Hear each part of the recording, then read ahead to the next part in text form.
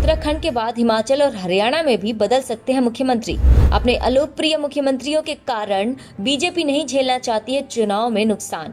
TFI पर आपका स्वागत है और मैं महिमा पांडे आपको बताऊंगी कि कैसे उत्तराखंड के मुख्यमंत्री त्रिवेंद्र सिंह रावत के पद से हटाए जाने के बाद अब अटकलें लगाई जा रही हैं कि बीजेपी अब उन राज्यों से अपने मुख्यमंत्रियों को बदल सकती है जिन राज्यों में मुख्यमंत्री ज्यादा लोकप्रिय नहीं है। देश के कई राज्यों समेत केंद्र में सत्ताधारी पार्टी बीजेपी की सरकार है।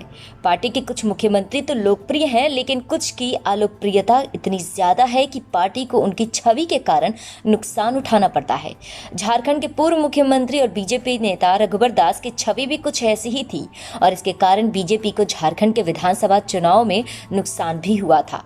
इसी का नतीजा है कि पार्टी ने उत्तराखंड में सीएम त्रिवेंद्र सिंह रावत के खिलाफ नाराजगी की खबर सुनते ही उन्हें पद से मुक्त कर दिया। और अब कुछ ऐसी ही स्थिति बीजेपी के कुछ अन्य अलोकप्रिय मुख्यमंत्रियों की भी हो सकती है।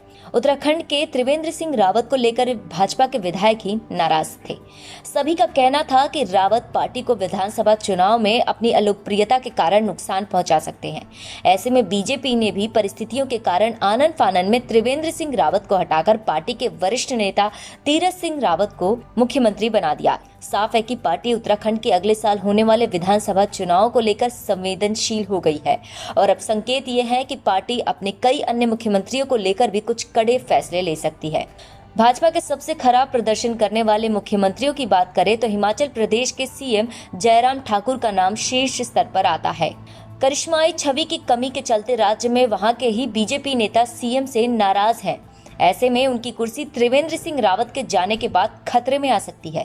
इस सूची में एक नाम हरियाणा के मुख्यमंत्री मनोहर लाल खट्टर का भी है, क्योंकि उनका प्रदर्शन भी हरियाणा की राजनीति में काफी बुरा रहा है। शायद इसलिए कांग्रेस द्वारा लाए गए अविश्वास प्रस्ताव को लेकर पार्टी में काफी असहजता थी। हरियाणा के मुख्यमंत्री मनोहर लाल खट्टर की बात करें तो उनकी अलोकप्रियता के कारण पार्टी को 2019 के विधानसभा चुनाव में बड़ा नुकसान हुआ था। विधानसभा चुनाव के बाद राजनीतिक स्थितियां इतनी ज्यादा विपरीत हो गई थी कि राज्य में पार्टी की सरकार बनना तक मुश्किल हो गया था।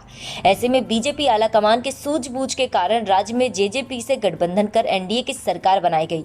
हालांकि मुख्यमंत्री एक बार फिर से मनोहर लाल खट्टर ही बने, लेकिन किसान आंदोलन से लेकर हरियाणा के अन्य मुद्दों पर खट्टर विफल रहे हैं। इसलिए उन पर काफी दाग लग चुके हैं जो कि पार्टी को नुकसान पहुंचा सकते हैं। इन सभी परिस्थितियों और हाल ही में त्रिवेंद्र सिंह रावत की कुर्सी जाने के बाद ये कहा जा सकता है कि बीजेपी अब रघुबर दास के कारण झारखंड में मिली हार के बाद जरा सी नाराजगी पर अपने मुख्यमंत्रियों की कुर्सियां छीन सकती है। इसलिए भाजपा अब यदि ऐसा कोई भी निर्णय लेगी तो उस सूची में हरियाणा के मुख्यमंत्री मनोहर लाल खट्टर और हिमाचल प्रदेश के मुख्यमंत्री जयराम ठाकुर का नाम अवश्य होगा, क्योंकि इन दोनों ही राज्यों में मुख्यमंत्रियों को लेकर स्थानीय सत्र से काफी नकारात्मक फीडबैक सामने आ रहे हैं।